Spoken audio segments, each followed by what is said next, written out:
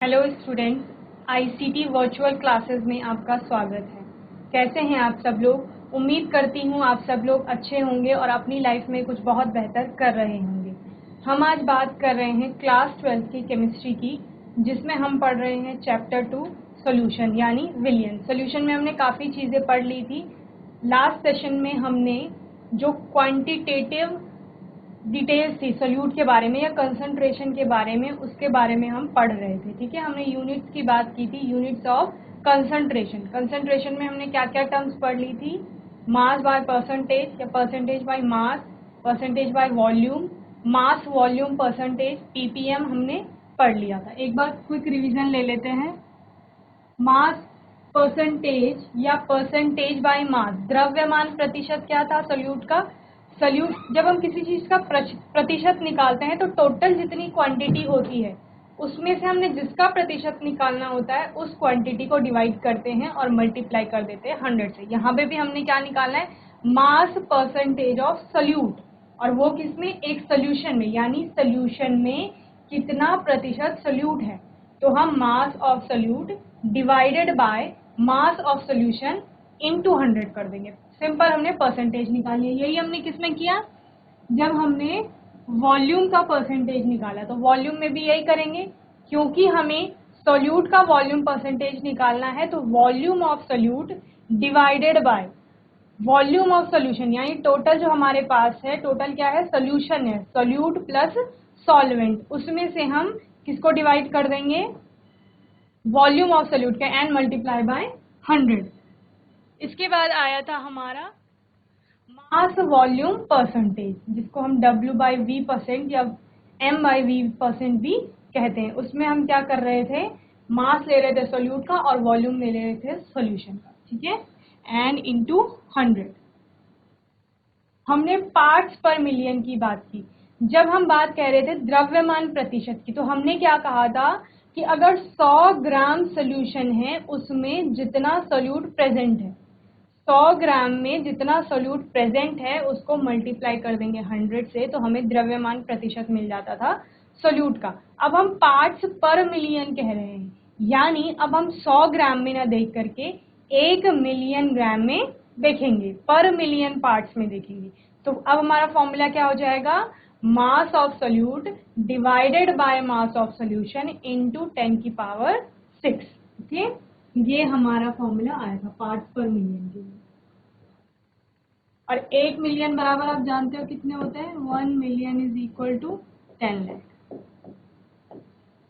Okay, अब ऐसे ही parts पर बिलियन होता है, तो बिलियन में 3 जीरो और ऐड हो जाते हैं, तो आपका जो फॉर्मूला होता है वो होता है मास ऑफ सोल्यूट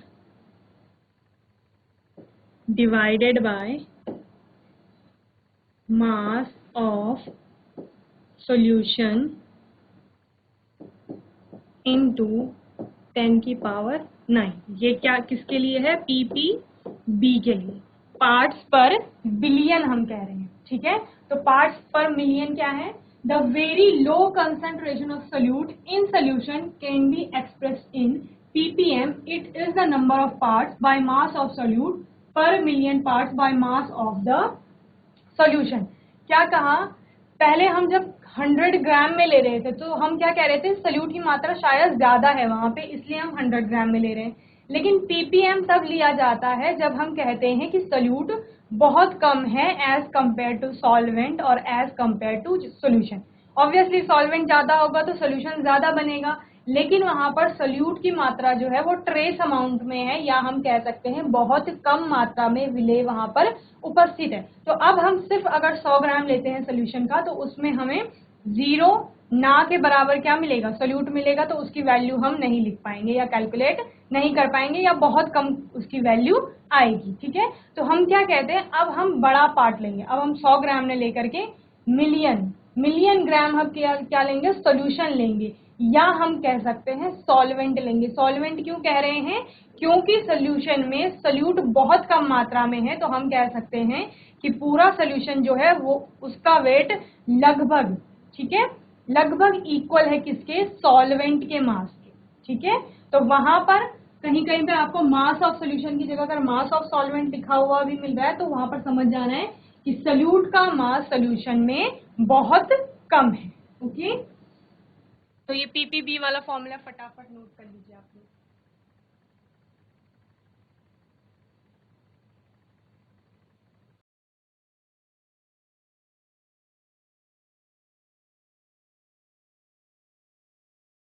तो पार्ट्स पर मिलियन हमने कल पढ़ लिया था, पार्ट्स पर बिलियन हो गया, ठीक है। नेक्स्ट है हमारा मोल फ्रैक्शन। मोल फ्रैक्शन हमने लास्ट सेशन में भी थोड़ा सा देखा था, ठीक है, इसको दोबारा अच्छे से पढ़ेंगे। मोल फ्रैक्शन होता क्या है? Mole fraction may be defined as the ratio of number of moles. Ratio है किसका?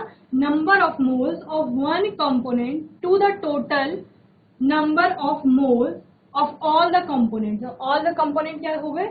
Solute plus solvent. Present in the solution, it is denoted by letter X, and the sum of all mole fraction in a solution always equal to 1. और इसका formula क्या है? Mole fraction of solute is equal to moles of solute divided by moles of solute plus moles of solvent. तो हमें क्या समझ में आया? हमें एक चीज समझ में आई। सपोज एग्जाम्पल लेते हैं, हमारे पास एक कंटेनर है, ठीक है, इसमें हमारे पास कोई सॉल्वेंट है ए। क्या कहा हमने? सॉल्वेंट है ए, इसका मास है एम ए, या हम क्या बोल सकते हैं? डब्ल्यू। ओके, इसमें हमने ऐड किया सोल्यूट बी। कोई सोल्यूट ऐड किया जो कि क्या है? बी है, और उसका वेट है डब्ल्यू बी हम बोल सकते हैं, एम बी हम बोल सकते हैं। ओके, क्या क्या कहा हमने? कि हमने एक कंटेनर लिया, उसमें सॉल्वेंट डाला ए। सॉल्वेंट कुछ भी हो सकता है, वाटर मान लीजिए, मैं वाटर के अलावा कोई भी लिक्विड मान रही हूँ कि सॉल्वेंट कुछ भी हो सकता है, यानी जो उस सोल्यूशन में ज्यादा मात्रा में उपस्थित है वो सॉल्वेंट हो जाएगा। तो सॉल्वेंट ए लिया हमने और सोल्यूट क्या लिया? बी, जहां पर हमने माना कि डब्ल्यू ए सॉल्वेंट का मास है और डब्ल्यू बी क्या है? सोल्यूट का मास है, ठीक है। अब हमें क्या देखना है? Moles of solute and number of moles of solvent देखने हैं। तो जब हम मोल्स की बात करते हैं, नंबर ऑफ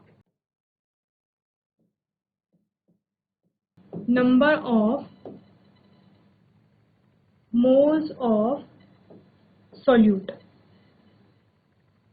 सोल्यूट की बात कर रहे हैं तो इसको हम एन बी से डिनोट करेंगे। N B is equal to number of moles of solute. क्या होता था? Given mass number of moles.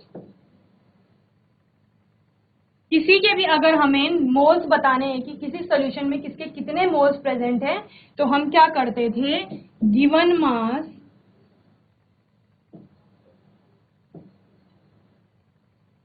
Divided by molar mass या मॉलिक्यूलर मास। ओके, क्या कहा हमने? अगर हमें नंबर ऑफ मोल्स पता करने हैं किसी भी सोल्यूशन में, हम कह रहे हैं कि इस सोल्यूशन में सॉल्वेंट ए है जिसमें हमने सॉल्वेंट बी को डिसॉल्व किया है, और हमें पता लगाना है कि इस टोटल सोल्यूशन में number of moles of solute कितने डिसॉल्व हुए हैं और कितने number of moles of solvent use किए गए हैं, ठीक है। कितनी चीजें निकालनी है? Number of moles of solute and number of moles of solvent, दो चीजें निकालनी है हमें, ठीक है। और हम कह रहे हैं कि हमने पहले पढ़ा है नंबर ऑफ मोल्स के लिए फॉर्मूला क्या होता है? गिवन मास अपॉन मॉलिक्यूलर मास। अब हम कह रहे हैं सपोज सोल्यूट का मॉलिक्यूलर मास कितना है? एम बी है, जो हमने यहाँ पे माना है, ठीक है, और डब्ल्यू बी क्या है? गिवन मास है। दूसरी चीज हम क्या कह रहे हैं? सॉल्वेंट के लिए डब्ल्यू ए जो है वो गिवन मास है और एम ए जो है वो मॉलिक्यूलर मास है। तो अब हमें निकालना है number of moles of solute. तो सोल्यूट के लिए क्या हो जाएगा? क्या कहा हमने? गिवन मास कितना है? W B upon molecular mass कितना है? M B. ये किसके लिए हो गया? सोल्यूट के लिए हो गया। अब हम देखते हैं number of moles of solvent. Solvent के कितने नंबर ऑफ मोल्स इस सॉल्यूशन में प्रेजेंट है। Number of moles of solvent. तो सॉल्वेंट के लिए सपोज हमने लिया Na, हमने मान लिया कि Na number of mole solvent के प्रेजेंट है। तो हमें पता है गिवन मास कितना है सॉल्वेंट का, WA, एंड मॉलिक्यूलर मास है Ma। ओके, तो ये दो चीजें हमें पता चल गई।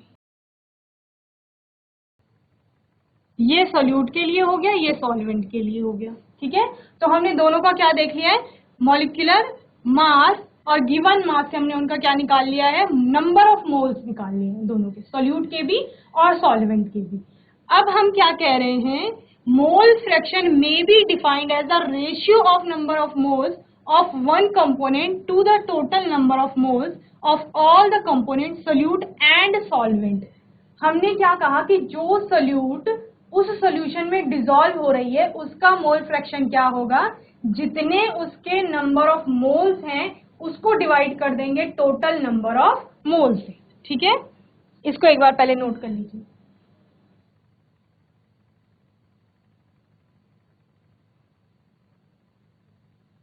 तो आपने नोट कर लिया होगा ये। इससे कितनी चीजें समझ में आ रही हैं आपको, एक कि हमें मोल्स निकालने, नंबर ऑफ मोल्स निकालने कि कितने मोल्स उस सॉल्यूशन में प्रेजेंट है। ठीक है, दूसरा ये वाला फॉर्मूला देखिए, number of moles is equal to given mass upon molecular mass, यानी कितने नंबर ऑफ मोल्स किसी कंपोनेंट के उस सॉल्यूशन में उपस्थित हैं वह किस पर निर्भर करता है, गिवन मास पर। गिवन मास क्या था, जितना मास आपका यहाँ डिसॉल्व हुआ है या फिर यूज हुआ है सॉल्यूशन में, वही गिवन मास था। ठीक है, तो ये इसके डायरेक्टली रिलेटेड हो जाएगा। ठीक है, अगर गिवन मास ज्यादा हुआ आपका तो नंबर ऑफ मोल्स भी ज्यादा हो जाएंगे। यानी अगर आप जैसे सॉल्यूट का निकाल रहे हो, सपोज सॉल्यूट का मास ज्यादा है, यानी आप क्या कह रहे हैं कि उस सॉल्यूशन में आपने ज्यादा सॉल्यूट यूज किया है। ठीक है, तो वहां पर number of moles of solute भी ज्यादा हो जाएंगे। दूसरा, अगर हम सॉल्वेंट की बात कर रहे हैं कि सॉल्वेंट की मात्रा ज्यादा हो, गिवन मास जो आपको ज्यादा दिया गया है, तो वहां पे number of moles of solvent भी क्या हो जाएंगे, ज्यादा हो जाएंगे। ठीक है, आगे देखते हैं कितनी चीजें समझ में आ गई। Number of moles of solute हमने निकाल लिया था, number of moles of solvent हमने निकाल लिया था। दोनों से क्या आया था, NB हमारा क्या है, number of moles of solute है, और Na क्या है, number of moles of solvent.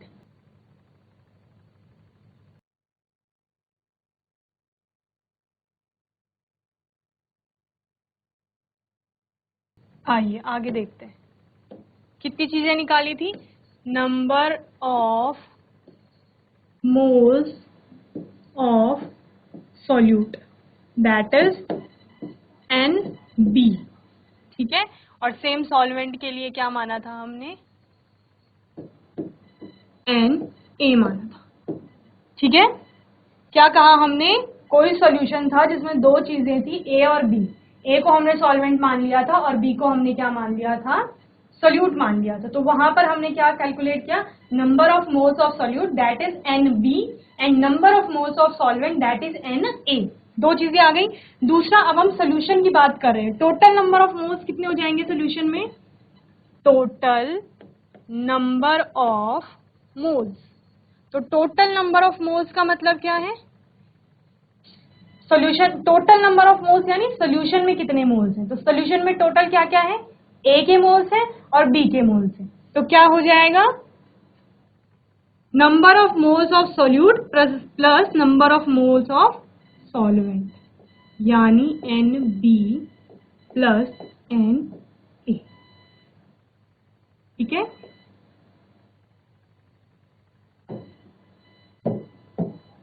ये हो गया, एक चीज कैलकुलेट कर ली, total number of moles in the solution NB plus Na, ये मिल गया हमें। अब हम क्या कह रहे थे, हम कह रहे थे कि जितने कंपोनेंट उसमें उपस्थित हैं, किसमें, सोल्यूशन में, उनका हमें अलग अलग मोल फ्रैक्शन देखना है। हम किसके लिए देख रहे हैं, सोल्यूट के लिए देख रहे हैं, या फिर किसके लिए देख रहे हैं, सॉल्वेंट के लिए देख रहे हैं। तो वो डायरेक्ट इस पे निर्भर करेगा, मोल्स ऑफ सोल्यूट और मोल्स ऑफ सॉल्वेंट के लिए। सपोज हम मोल फ्रैक्शन निकाल रहे हैं सोल्यूट का, mole fraction of solute. Solute का निकाल रहे हैं तो क्या हो जाएगा इसका formula, number of moles of solute divided by total number of moles.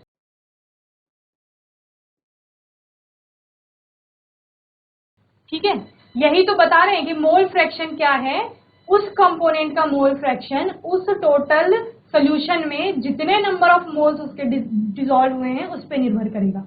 हमने यहाँ पे किसकी बात की, मोल फ्रैक्शन ऑफ सोल्यूट की बात की। तो मोल फ्रैक्शन ऑफ सोल्यूट क्या है, जितने नंबर ऑफ मोल्स सोल्यूट के वहां डिसॉल्व हुए हैं and total number of moles. Okay, तो number of moles of solute क्या था, NB upon total number of moles क्या लिया हमने, NB प्लस NA। ओके, ये हो गया मोल फ्रैक्शन ऑफ सोल्यूट। और मोल फ्रैक्शन को हम किससे डिनोट करते हैं, X बोलते हैं, या फिर ये इसका साइन होता है, इसको चाय कहते हैं। ठीक है, तो हम इसको मान लेते हैं XB या चाय B। तो ये किसके लिए हो गया, सोल्यूट के लिए हो गया। ठीक है, सोल्यूट का मोल फ्रैक्शन कितना हो गया, NB, that is number of moles of solute divided by total number of moles of that is number of moles of solute plus number of moles of solvent. Okay, फटाफट note कर लीजिए इतना।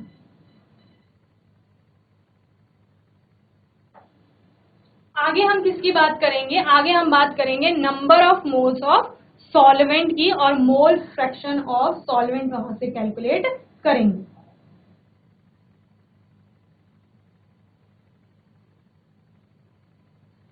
आइए आगे देखते हैं।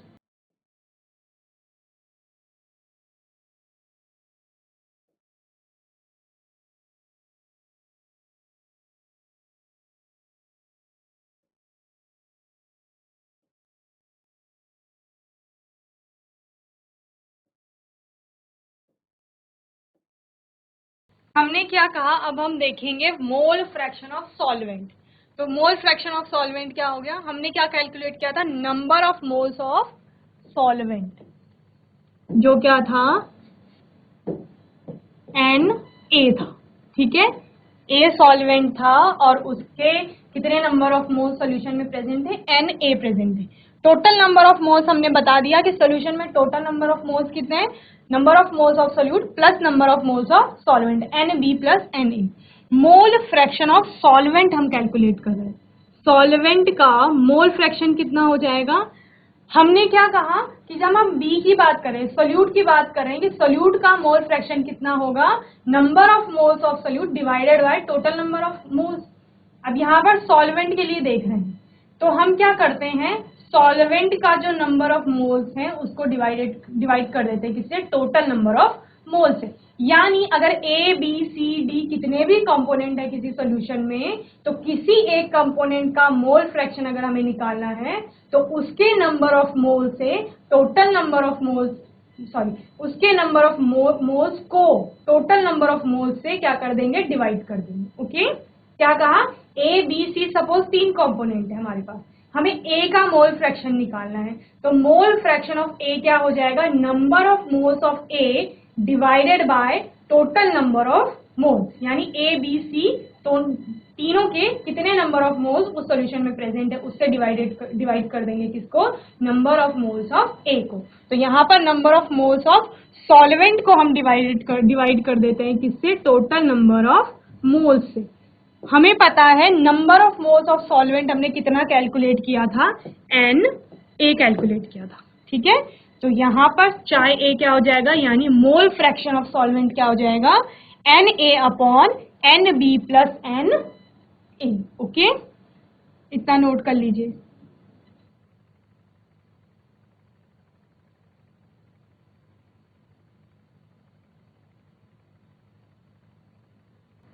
इतना आपको समझ में आ गया होगा। ठीक है, किसी के कोई डाउट्स है तो आप लोग चैट के माध्यम से या डायरेक्ट पूछ सकते हैं। ठीक है, तो mole fraction of solute and solvent हमने कैलकुलेट कर लिया है। ठीक है, मोल फ्रैक्शन ऑफ सॉल्वेंट हमारा क्या आया, chi A is equal to Na upon Nb plus N, ठीक है।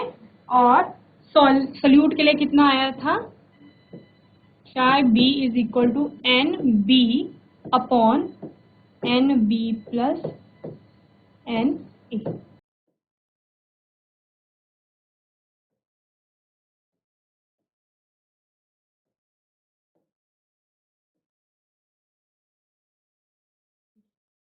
पहला वाला आपका किसके लिए हो गया, सोल्यूट के लिए हो गया, और दूसरा वाला किसके लिए हो गया, सॉल्वेंट के लिए हो गया, ठीक है। अब हमें क्या बता रहा है, the sum of all mole fraction in a solution always equals 1, यानी किसी भी सोल्यूशन में जितने कंपोनेंट उपस्थित हैं उन सब के मोल फ्रैक्शन का सम जो होता है, उन सब के मोल फ्रैक्शन का योग जो होता है वो कितना होता है, 1 के बराबर होता है। यानी इससे हम क्या पता लगाते हैं, काय बी प्लस काय ए इज इक्वल टू 1, ठीक है। काय बी और काय ए का जो सम होगा वो कितना हो जाएगा, 1 हो जाएगा, क्योंकि हमने क्या माना कि इसमें एक ही सोल्यूट उपस्थित है, या पूरे सोल्यूशन में सिर्फ 2 कंपोनेंट हैं, जिसमें ए सॉल्वेंट है और बी क्या है, सोल्यूट है, और दोनों का मोल फ्रैक्शन हमने कैलकुलेट कर लिया था, काय बी प्लस काय ए दैट इज इक्वल टू 1। दोनों का सम कितना हो गया, 1 हो गया, ठीक है। इसको हम कैलकुलेट कर लेते हैं, कहां से, हमने क्या वैल्यू निकाली थी, काय बी की वैल्यू आई थी N B upon N B plus N A, ठीक है। तो काय बी की जगह क्या रख देंगे, N B upon N B plus N A, और इसको प्लस करेंगे किससे, सॉल्वेंट के मोल फ्रैक्शन से, that is N A upon N B plus N A that is equal to 1, ठीक है। अब देखिए दोनों जगह डिनोमिनेटर क्या है, सेम है, तो या तो इसको एलसीएम मान लो या क्या मान लो, कॉमन मान लो, तो कितना आ जाएगा, N B plus N A, और ऊपर क्या आ गया, N B plus N A. और आपको पता है फ्रैक्शन में जब न्यूमेरेटर और डिनोमिनेटर दोनों सेम हो जाते हैं, न्यूमेरेटर और डिनोमिनेटर की वैल्यू सेम हो जाती है, तो उस फ्रैक्शन की वैल्यू कितनी हो जाती है, 1 के इक्वल हो जाती है, ठीक है। तो यही निकालना था हमें, the sum of all mole fraction in a solution always equals to 1, okay. किसी भी सोल्यूशन में जितने कंपोनेंट उपस्थित हैं उन सब के मोल फ्रैक्शन का योग कितना हो जाएगा, 1 के बराबर हो जाएगा। अगर उस सोल्यूशन में कितने भी कंपोनेंट उपस्थित है वो उस बात पे निर्भर नहीं करेगा। यानी यहां पर तो हमने 2 ही कंपोनेंट लिए, ए बी, सपोज यहाँ पे सी भी होता तो प्लस काय सी इज इक्वल टू 1, समझ गए। तो ये फटाफट नोट कर लीजिए। लास्ट पॉइंट है आपका, it does not depend upon temperature, यानी मोल फ्रैक्शन तापमान पर निर्भर नहीं करता है। तो मोल फ्रैक्शन होपफुली आपको अच्छे से समझ में आ गया होगा। आपका कोई डाउट है तो आप चैट के माध्यम से पूछ सकते हैं, ठीक है। इसको नोट कर लीजिए फटाफट।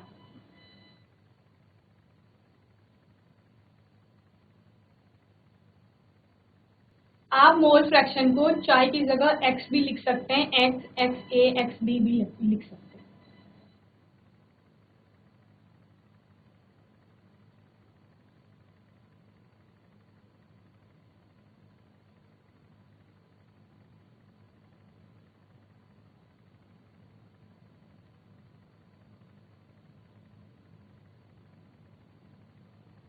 आइए, तो मोल फ्रैक्शन के न्यूमेरिकल्स अगर आएंगे तो आप लोग कर लेंगे। अब हम बात करते हैं नई टर्म मोलैरिटी, जिसे हम मोलरता भी कहते हैं।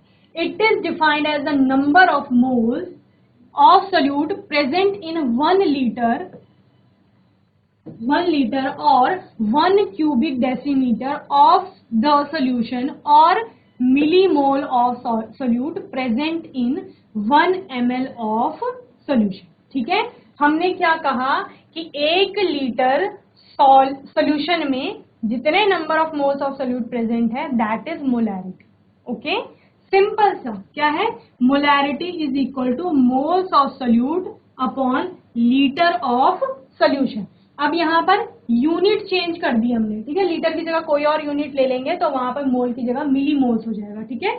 Molarity is equal to moles of solute divided by litre of solution और 1 लीटर ऑफ सोल्यूशन। यानी 1 लीटर सोल्यूशन में आपके कितने number of moles of solute dissolve हुए हैं, दैट इज मोलैरिटी। सिंपल। क्या कहा, 1 लीटर आपने सोल्यूशन लिया है, उसमें कितने number of moles of solute dissolve हुए हैं, घुल गए हैं, वो क्या है, उसकी मोलैरिटी है। Relationship between molarity and volume. If V1 ml of a solution of molarity M1 is diluted to V2 ml and then molarity M2 of the diluted solution will be M1 is equals to M1 V1 is equals to M2 V2। क्या कह रहा है, अगर V1 ml या V1 volume का कोई solution है जिसकी मोलैरिटी M1 है, उसका आयतन या हमने उसको डाइल्यूट किया है और उसका नया कोई क्या आया है, वॉल्यूम आया है V2, तो उसकी मोलैरिटी कितनी होगी, M2 होगी। और उन दोनों में रिलेशन क्या होगा, V1 इंटू M1 या M1 into V1 is equal to क्या हो जाएगा, M2 इंटू V2। यानी पुराना जो सोल्यूशन था उसके वॉल्यूम और मोलैरिटी का जो आपका प्रोडक्ट आएगा वो किसके इक्वल हो जाएगा, जो नया आपका सोल्यूशन बना है उसके वॉल्यूम और मोलैरिटी के प्रोडक्ट के बराबर हो जाएगा। हमने क्या कहा, V1 कोई सोल्यूशन था हमारे पास, ठीक है, एक सोल्यूशन था जिसका वॉल्यूम कितना है, V1 है, और उसकी मोलैरिटी कितनी है, M1 है। हमने इस V1 आयतन को डाइल्यूट किया। डाइल्यूट करने का मतलब क्या है, सॉल्वेंट की मात्रा बढ़ा दी होगी, यही तो होता है। डाइल्यूशन कब होता है, जब आप सॉल्वेंट की मात्रा, क्वांटिटी को इंक्रीज करेंगे, यानी उसकी मात्रा को बढ़ाएंगे। सॉल्वेंट की मात्रा बढ़ेगी तो क्या हो जाएगा, इसके कंपैरिजन में उसमें सोल्यूट की मात्रा कम हो जाएगी। जो नया सोल्यूशन आपका बनेगा जिसका हम कह रहे हैं कि V2 आयतन होगा, इसमें सोल्यूट की मात्रा कम हो जाएगी। जब सोल्यूट की मात्रा कम हो रही थी तब तो हम कह रहे थे कि सोल्यूशन क्या हो गया, डाइल्यूट हो गया, डाइल्यूट हो गया। अब इसकी कोई नई मोलैरिटी होगी, दैट इज M2। हम कह रहे हैं कि इन दोनों का जो गुणनफल आएगा या इन दोनों का प्रोडक्ट आएगा V1 और M1 का, वो किसके इक्वल हो जाएगा, V2 और M2 के। यानी इसका फॉर्मूला यहां से रिलेशन क्या निकल के आता है, M1 V1 is equal to M2 V2। तो कितनी चीजें समझ में आ गई मोलैरिटी में। अगर आपके पास सोल्यूट है, पता आपको सोल्यूट के नंबर ऑफ मोल्स पता है, गिवन मास है आपके पास, तो मोलर मास आप ऑब्वियसली फॉर्मूले से निकाल लेते हैं, मॉलिक्यूलर मास, ठीक है। तो आप वहां पे उसके नंबर ऑफ मोल्स निकाल लेंगे, किसके, सोल्यूट के। जब आपके पास number of moles of solute आ गए हैं तो आप क्या करेंगे, सोल्यूशन का जो आपको वॉल्यूम दिया है उससे डिवाइड कर लेंगे और आपको क्या मिल जाएगा, मोलैरिटी मिल जाएगी, ठीक है। या आपको डाइल्यूशन हुआ है किसी क्वेश्चन में तो वहां पर आप M1 V1 और M2 V2 के फॉर्मूले, इस वाले रिलेशन से, ये अगर आपको वॉल्यूम निकालना है वो निकाल सकते हैं, नए सोल्यूशन का M2 निकाल सकते हैं, M1 V1 कुछ भी, इन फॉर्मूले से अगर 3 वैल्यू आपको कोई भी दी गई है तो आप चौथे टर्म की वैल्यू कैलकुलेट कर सकते हैं, ठीक है। तो होपफुली आपको आज का सेशन अच्छे से समझ में आया होगा, जहां पर हमने पार्ट्स पर मिलियन, पार्ट्स पर बिलियन की बात की है और मोल फ्रैक्शन की बात की है, mole fraction of solute and solvent की बात की, मोलैरिटी की बात की और मोलैरिटी और वॉल्यूम में रिलेशन देखा है, ठीक है। ये सेशन आपको अच्छे से समझ में आया होगा। आपका कोई भी क्वेश्चन है, डाउट है तो आप नेक्स्ट सेशन में पूछ सकते हैं। तब तक के लिए ICT वर्चुअल क्लास से जुड़ने के लिए धन्यवाद।